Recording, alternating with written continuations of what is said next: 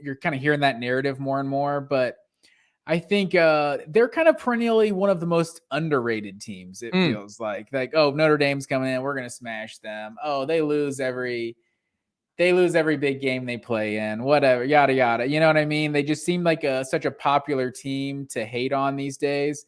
And they just come in, like, think about the way they play Bama. The way Bama has played a lot of teams in the college football playoff. Like, they smoke just about everybody they play. Notre Dame kept it close, right? Both times they played Georgia in Notre Dame and in Athens, close games down to the final possession. Like, they're a good quality team. And Ohio State, like, this is a 17-point line. Like, everyone's picking Ohio State to just dominate this game. And Notre Dame just it feels like they make you play their brand of football. And so I got to give some credit to Notre Dame for being a little better than we thought. But after seeing Jackson Smith and Jigba go down, like, for that to hurt this offense the way it did, like, that's not really what we're used to with Ohio State. It's just like they're loaded with playmakers. It's next man up. Like, they could lose 2 quarterbacks and still win the national championship. Like, it doesn't even matter. Like, Ohio State's just always that loaded. I was disappointed with how they didn't just feed TreVeyon Henderson. I feel like TreVeyon Henderson is the best running back in college football. Like, this man needs more than 15 carries, 0 receptions too. Like, you got to give this man the ball, just give him touches, because he's that dangerous. And I think he's the kind of guy, there's not many of those workhorses out there anymore. And I feel like he is one of those. And I was disappointed that he had 15 for 91. Like, I think he just should have fed the rock a lot more. That's fair. I also wonder, do you look at it as a positive that Ohio State showed that they could win a game like this early? Do you think that because you mentioned that this made you a little bit more worried and concerned about the national title pick, but does it actually give you could it give you more confidence if you're an Ohio State fan or an Ohio State bettor?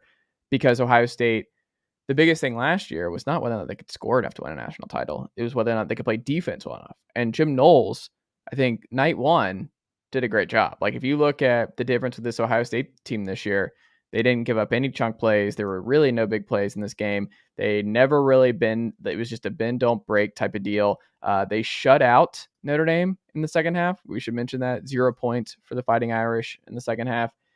This is not the defense that we have been accustomed to the last couple of years in Columbus. And I think that is the big thing. I guess those are my 2 big takeaways from this one, is that Ohio State's defense, I think, is legit and has cleaned up a lot of stuff from the last couple of years. So I think Jim Knowles it's gonna be a good thing. Like, Notre Dame could not run on them. Tyler Buckner had nothing deep. There was no explosive plays from this Notre Dame offense. And I think Ohio State deserves a lot of credit for that. But also, CJ Stroud just doesn't make bad decisions. Like, he doesn't throw picks. He doesn't really scramble and just do dumb stuff. Like, he doesn't fumble. He doesn't turn the ball over.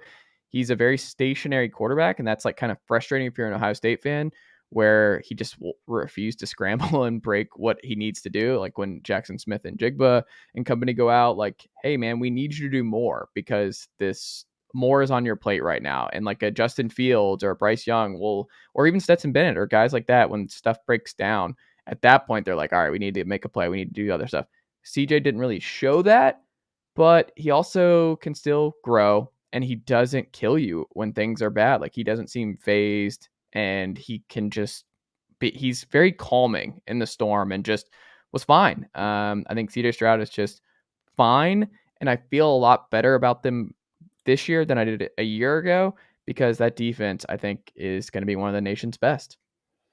I think that's a fair point.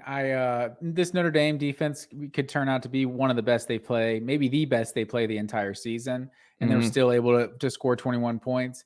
I guess part of my national championship pick, you got to have a good defense and a good offense to win it all.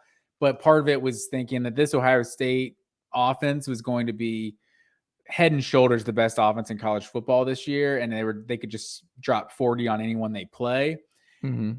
And so that this makes me worry a little bit that, Smith and Jigba going out can kind of derail the offense the way it did. But you're absolutely right. Like, if the defense, and we don't know how good this Notre Dame offense necessarily is. Like, Tyler Buckner, he was running around making some plays there, but the offense just didn't really move the ball when it mattered the most. and couldn't get in the end zone for the most part. So you make a valid point. Like, this could be a much improved Ohio State defense, and I think it should be a much improved Ohio State defense. And they're definitely still one of the top 2 or 3 contenders out there. Notre Dame starts off 121st though in first downs per game.